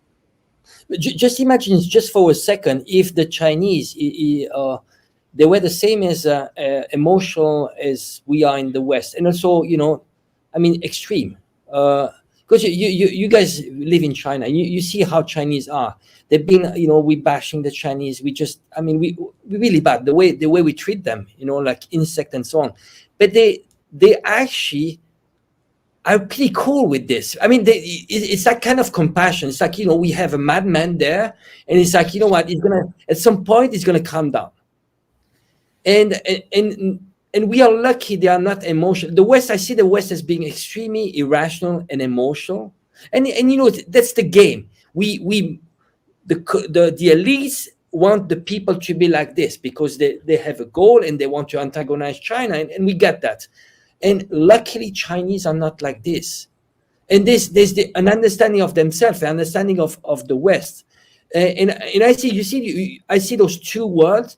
One, and we see that in the leaders of both West and China. In China, they are like engineers, scientific people, very rational. They might be boring, it's boring. It's just like, but it's 1 + 1 is 2, right? Just look at those leaders we have in the West. There's no scientifics there, no engineers. They haven't had a job. And, look at the Congress. They are lawyers, bankers, and they do acting. It's showmanship. Why? Sorry, Angela. I just want to get this point off my chest here. I have seen a shift here in 2 years in being in China here. They are, I think, more proud of their country in the last couple of years. I would say the youth. This is what I'm getting working around the youth here. They're taking more of an interest, and that could be because the country went through a pandemic and they managed to travel around the country and learn a lot about the country and how interesting it was, domestically, because this country was pretty isolated. But the interesting point here is, let's have a look at this chart here. Overseas Chinese students flock back home as more Chinese study abroad. A growing number are repatriating back to the country. The interesting point about that is why are they coming back? Now, the Western media, or let's say other content creators, would say they're nationalists because they like their country and they're proud of their country. But something is brainwashed. Yeah. But it's interesting that they have made this something bad. What is wrong with loving one's country? Yeah, what is wrong? I am. And I think the increase in that sense of pride, national pride, is predominantly because of the sanctions, actually, is because you can see that they are trying to be contained. And even the US themselves said that oftentimes their sanctions against other countries backfire because it actually unites the country that they're targeting. They know that they're being targeted and they know they have to come together. So when Huawei comes out with a new phone and manages to circumvent, these sanctions and still comes out with a phone, and they see the US saying, how did they manage to make a phone? Which is the weirdest thing ever. They don't want Huawei to, this technology company, to make a phone at all. And I mean, the phone is, the camera is really great and stuff like that. But it still has a little ways to go. And what I'm saying is, even though, the new Huawei phone might not be as good as some of the other phones that are on the market, a lot of people are buying it and they're paying a pretty hefty price for it because they're proud of it and they know that the country is going in the right direction in spite of another country targeting them, in spite of seeing that another country wants to see them fail. Yeah, and the next target, Daniel, is new energy vehicles. They're going right after that market. You saw Ursula. She went after that market. The lobbyists in the United States are going after that market. You can see TV commercials. This EV cars, shows the big muscle cars at the stoplights, and when the light goes green, the guy in the EV car, they show it. It's propaganda. They're gonna nail this new energy vehicle market as hard as possible. You see it with the unions in the United States. They're putting pressure on the current government there, saying we want higher wages, we want some more support, and in that chunk of money is an anti-China new energy vehicle propaganda budget. You better believe it is. And they're going to come after these cars, come after these manufacturers. See, this is the thing. They don't seem to understand. We've done a couple of segments here in the office on new energy vehicles in the last couple of months here, and I learned a lot. I thought it was, every man for himself. Let's compete. Let's get the best price for new energy vehicles. No, all these companies are collaborating together. All of them. They're all getting together. They're all meeting. They're saying, okay, yeah, we have to get a mandate to put charging stations right across the country. No, we want it to be pretty much the same charging conductor, so every car can benefit that way. Okay, what about the software? Well, some of it's open source. I mean, go for it. Take it, improve it, do what you want with it. And this helps, A, bring down the price, advance the technology, and then you go across the pond to North America and the big three. No one wants to share anything with no one. And if you're a competitor, well, now you get Ursula standing up there saying, well, this is not very good that a government gets behind a new industry, which they're chirping on about, that, for whether you're an environmentalist person or whatever way you look at new energy vehicles. But here's, one of the head of the European Union, the EC, saying, hey, no, this is not good for China to invest. It's not, they're uncompetitive. They're making their vehicles, we can't compete against them. It's crazy. And this is going to continue on. There's going to be a lot of money spent on this, a lot of money. It's not only going to be that. I think any important sector, no matter what it is, if it looks like China is going to lead it, they're going to come after it. The West has always talked about capitalism is the ultimate expression of freedom. Let the best product, let the best company win, as long as it's one of their companies. If when they make TikTok, a product that's just blowing all the other social media apps out of the water, they want to find a way to stop it. Huawei, solar panels. She even mentioned solar panels, electric vehicles, and it's not going to stop. Whatever China ends up becoming the forefront of, you'll see them come in and try to disrupt that. And actually, what is important to note, it just so happens that so much stuff is happening in China, but even if one of America's own allies ended up being the country that was exceeding the U.S. in some sort of a very important sector, you'd see them going after their own allies. There's no true friend to the U.S. either. I mean, with the energy company takeover in France with Alstom, when a Japanese, I think it was when the chip making industry or something of the electronics industry was really taking off, they found a way to kind of basically destroy that and move a lot of it over to Korea to mitigate it and not have the power in this industry centralized in one place. So what I'm saying is, no matter what, you're going to see this, the main superpower, at least still currently, going after anybody who excels in a particular industry that's of importance. It just so happens most of it's happening in China right now. And they attack drone technology. Quite interesting, the timing on that, isn't it, Brian? With the drones. Yeah. Well, also to expand on Daniel's point, even within the United States itself, if you are you're a newcomer and you're disrupting an industry, say the auto industry or say the aerospace sector, they will come after you. And a lot of people are always talking about how Elon Musk is part of the gang. Well, if you followed SpaceX or Tesla from the very beginning, you will remember all of the ways that different parts of the establishment came after him, tried to completely get rid of SpaceX and completely get rid of Tesla. And he was playing this balancing act to try to stay viable and continue moving forward. I mean, it's impossible to start a good company in the U.S. Unless you do somehow compromise and work with the establishment. I'm not making an excuse for some of the really bad things that I've seen, decisions that he's made. I'm just saying that is the reality. You're not going to make an upright corporation in America unless you find a way to play that balancing act. So even in the U.S., they almost took him down. They shorted his stocks big time. Tesla at one time was one of the most shorted stocks in Canadian history, in American history. Yeah. They really tried to wreck that guy on the financial markets. I don't know how he managed to get through it. And with so many people coming after him, the best thing for him to do would be to just keep his head down, keep doing what he does, build SpaceX, build these companies. but he decided to build a social media app that he's active on all the time and blasting out all of his opinions and all his political ideas. And he's giving way more ammunition to somehow eventually be canceled. He's a bit of an interesting character. Yeah, but he's got a piece on the game playing board now. I mean, he's got X, formerly known as Twitter.